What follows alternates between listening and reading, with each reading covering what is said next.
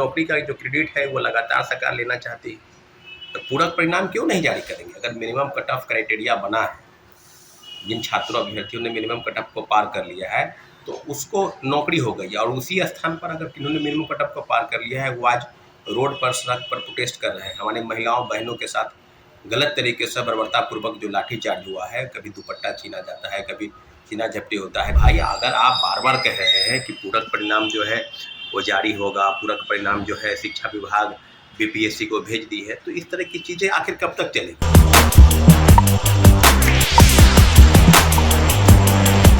नमस्कार साथियों, जय हिंद।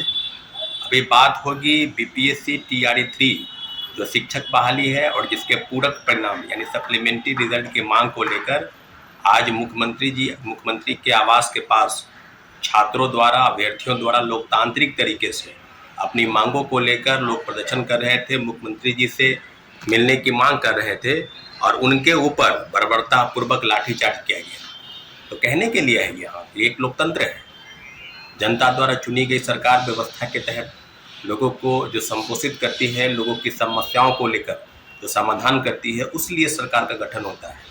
लेकिन यहाँ तो लगातार लाठी तंत्र हावी है, लोकतंत्र के ऊपर लाठी तंत्र। इसको किस शब्दों में बयां किया जाए कि इस तरह से चीज़ें हो रही है। विगत 2-2.5 महीनों से टीआरई 3 के जो छात्र हैं, अभ्यर्थी हैं, गर्दनी बाग में प्रोटेस्ट कर रहे हैं और लगातार कभी शिक्षा मंत्री से मिलते हैं, कभी बीपीएससी के पास जाते हैं, कभी जेडीयू कार्यालय के पास जाते हैं, कभी बीजेपी कार्यालय के पास जाते हैं। और क्यों नहीं जाएंगे? लोकतांत्रिक तरीके से जो रिजल्ट के प्रकाशन में जो चीज़ें हुई है उसको साबित करना चाहते हैं कि भाई पूरक परिणाम आपको देना होगा।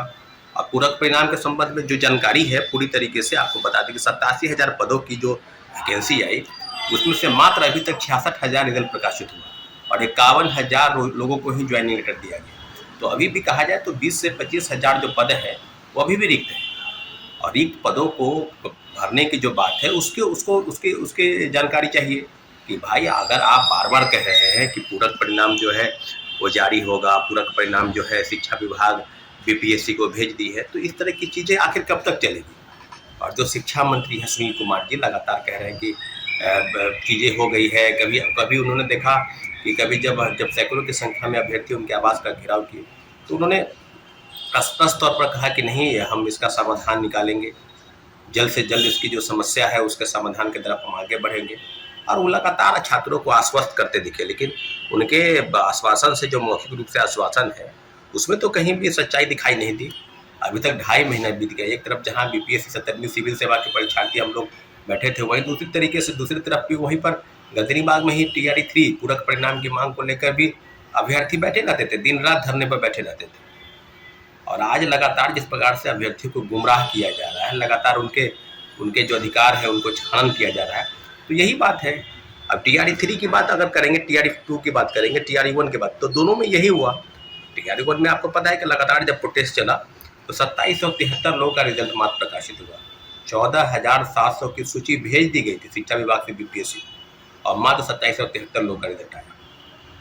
कोर्ट में भी याचिका दायर है। कोर्ट की याचिका जो है टीआरई 1 की, आपको बताते चले कि उसमें भी कोर्ट ने संज्ञान लिया, हम लोग की जीत हुई, 1151 जजमेंट। उसके बाद भी कई केसेस अभी भी पेंडिंग है और उसके बाद जो है सरकार डबल बेंच में चली गई। केस को होल्ड करने के बाद सरकार डबल बेंच में चली गई और डबल बेंच में जाने के बाद जो है केस को डिसमिस किया गया। तो ये इस तरह की चीज़ें हो रही है। यानी सीट बचाना है, एक का सीट बचाकर दूसरे का बचाकर तीसरे में, यही इन लोगों की मंशा है। जब विधानसभा में प्रश्न पूछा गया तो उस समय भी यही कहा गया कि टीआरई 3 के जो बाकी पद है उसको टीआरई 4 में जोड़ेंगे।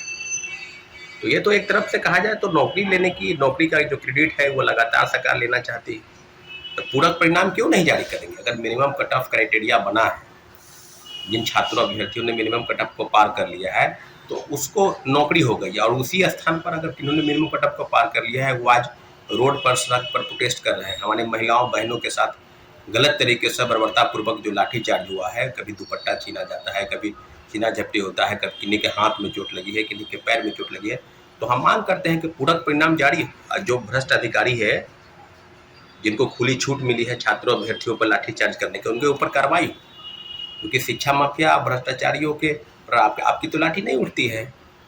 कई लोग हैं जिन के ऊपर आपकी कोई कार्रवाई नहीं हुई। रंजीत रजक हो, एक IAS और का नाम आया, तो उसके ऊपर तो कोई कार्रवाई नहीं हुई। और लगातार आप छात्रों अभ्यर्थियों जो अपनी लोकतांत्रिक तरीके से अपनी मांग को ले जा रहे हैं, सरकार के समक्ष मीडिया के माध्यम से ले जाने का प्रयास करते हैं, उनके ऊपर लाठी चार्ज होता है और उनको पता है कि लाठी चार्ज हो जाएगा, उसके अलावा कुछ नहीं होगा।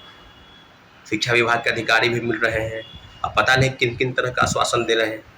जब शिक्षा मंत्री छात्रों को गुमराह कर सकते हैं, छात्रों को, महिलाओं को थकियाते हैं जदयू कार्यालय में, पूरी विडंबना है। पूरा देश देख रहा है कि बिहार में अभ्यर्थियों के साथ कोई एक अभ्यर्थी नहीं है, चाहे BPSC के हो, चाहे शिक्षक बहाली हो, चाहे दरोगा बहाली, चाहे सिपाही बहाली, सभी अभ्यर्थियों के साथ लगातार गलत तरीके से इस तरह का चीज़ किया जा रहा है।